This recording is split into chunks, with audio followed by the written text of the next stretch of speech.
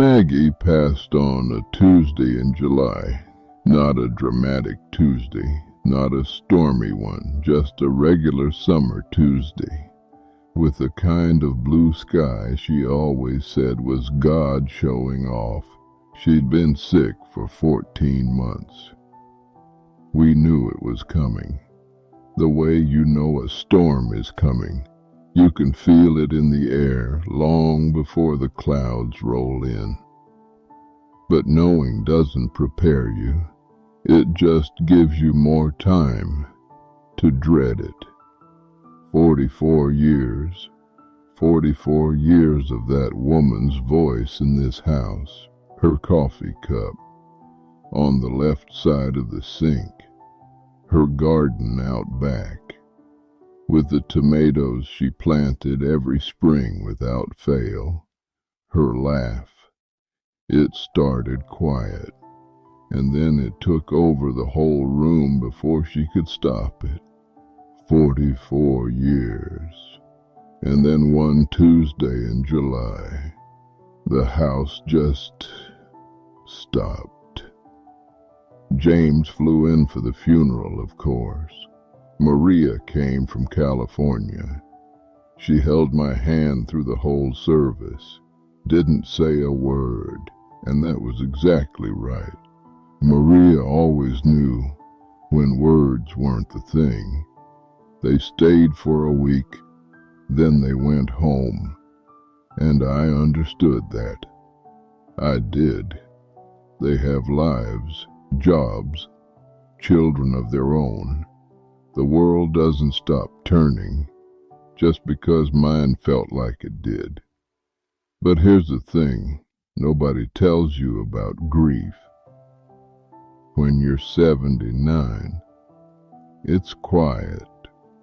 Not loud like you see in movies, not dramatic, just quiet. You wake up and reach for someone who isn't there.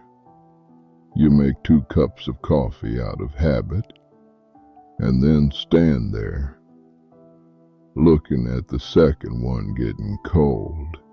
You start to say something funny, and then remember there's nobody to say it to. That's what grief is at 79. It's the second cup of coffee, going cold every single morning.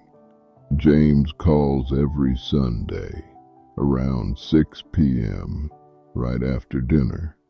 The kids are somewhere in the background. I can hear Michael's music faint through the phone. James sounds tired, in the way men in their late 40s sound tired, like they're carrying something they won't put down. He asks how I'm eating. He asks if I've been outside. He asks if I need anything. I tell him I'm fine. I've been outside. I don't need anything. And then we talk about the weather, his job, whether the Panthers have any chance this season. 4 minutes, maybe 5. Then he says, "All right, Dad, I'll talk to you next week." And I say, "All right, son." And that's that. He never says her name, not once since the funeral. Not Maggie, not Mom, not Mother, not her, just nothing. Like if he doesn't say it, the grief stays manageable. Like naming her makes it too real. I understand that too, because I do the same thing sometimes. There are whole days I don't say her name out loud to anyone. Not because I've forgotten, Lord knows I haven't forgotten, but because saying it to an empty room feels like something I'm not ready for on certain days. But here's what I've learned. The name doesn't carry the grief. The grief is already there, whether you say it or not. Maggie. There, I said it. And the house didn't fall down. The sky didn't crack open. I'm still here, sitting in the same chair I've sat in for 30 years. Maggie, my wife, my person, the woman who made this house a home for 44 years and left her tomato plants still growing out back like a parting gift. Maria called on a Wednesday last month, not Sunday, Wednesday. I almost didn't recognize the day at first. She said, Daddy, I was just thinking about Mama today. Just like that. No preamble, no 4-minute weather update, just, I was thinking about Mama today. And I sat down, right there in the kitchen, and we talked about Maggie for 45 minutes. The way she used to hum when she cooked, how she could never remember the name of any actor in any movie, but somehow remembered every important date in everyone's life without writing it down.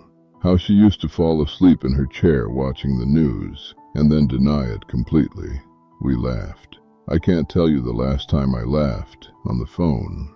When we hung up, Maria said, "I'm going to call more, Daddy, just to talk." I said, "I'd like that." I meant it more than she probably knew. Amara came over that same afternoon. She walked in with her backpack still on, climbed up on the kitchen stool and said, "Mr. Earl, did you know elephants can recognize themselves in mirrors?" I said, "I did not know that." She said, "That means they know who they are." I looked at that little girl for a second. 7 years old, knows things, without knowing she knows them. I said, "That's something, isn't it?" She said, "Yeah," and opened her homework like it was nothing. 79 years old. I've been a husband, a father, a carpenter, a neighbor, a widower. I am still all of those things, even the husband part, because 44 years doesn't just end because somebody is gone. You carry it. It lives in the second coffee cup every morning, in the garden out back, in the way I still reach for her side of the bed some nights before I catch myself. Maggie is gone, and Maggie is here. Both things are true at the same time. If your children call every Sunday for 4 minutes and never say the name of the person you both lost, it's okay. They're grieving too, just quieter than you know. But if you have a Maria in your life, someone who calls on a Wednesday just to say, "I was thinking about her today," answer that call. Stay on as long as they'll let you. Those are the calls that remind you who you still are. My name is Earl, Maggie's husband, still.